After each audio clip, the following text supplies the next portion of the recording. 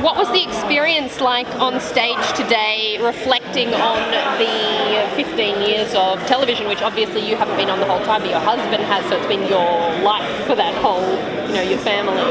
Well, Brad and I were luckily on first season. No, we wrote one emergency script for them because emergency. they lost a script. They needed a script in a week, and Eric asked if we would do one as outsiders. Yeah. But we really weren't involved at all emotionally with the show because we were working on other shows. So it wasn't really until we came on as consulting producers in the beginning, in like season 8, that we sort of even got embraced by the supernatural fever. Yeah. I'm not melancholy yet. I'm sure I will be. A little sad when it's over. But I think on the stage, I felt like it was a great accomplishment to see this big community of fans, and knowing that we did have real permanent friends with everybody on the show. It's just really great.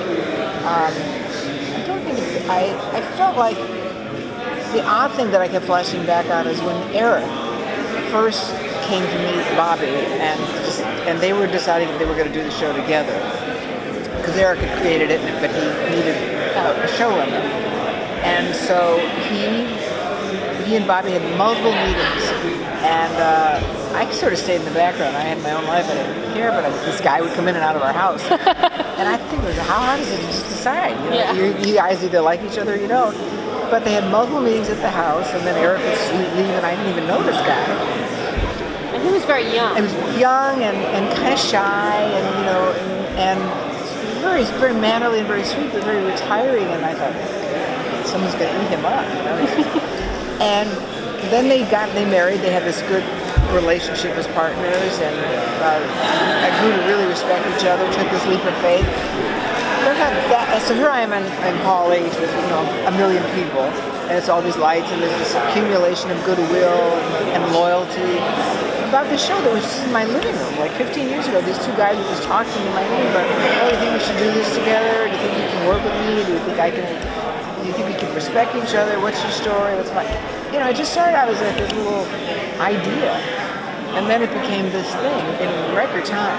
So I'm actually pleased and touched by the arc of that story, because I think it's a very personal story that I'm just lucky to have been on the inside of, just as a little observer.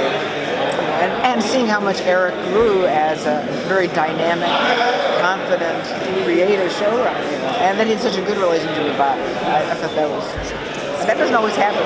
Yeah.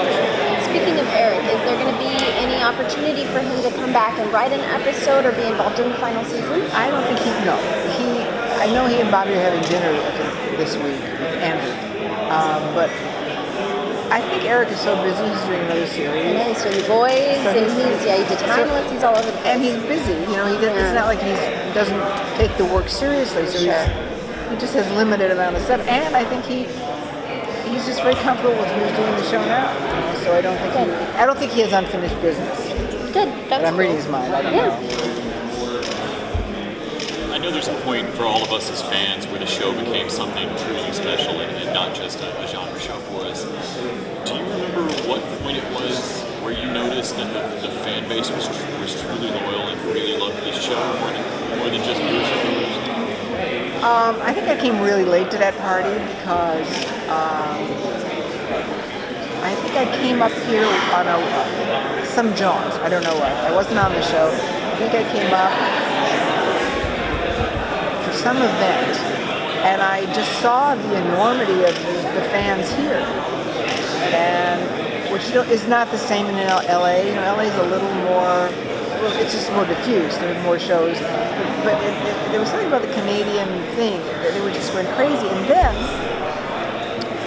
I was visiting my cousins who live in Paris, and we were having a family reunion in this tiny little Chinese restaurant in a suburb of Paris, and it was like a really rinky-dink restaurant. And I was passing. My cousin was at the front desk talking to this older Chinese man, the proprietor, and they were very, very engaged conversation. I went by, I came back, and my cousin called me over and he said, "Eugenie, this is Mr. Chen, Mr. Chen's from China has been living in Paris for 30 years.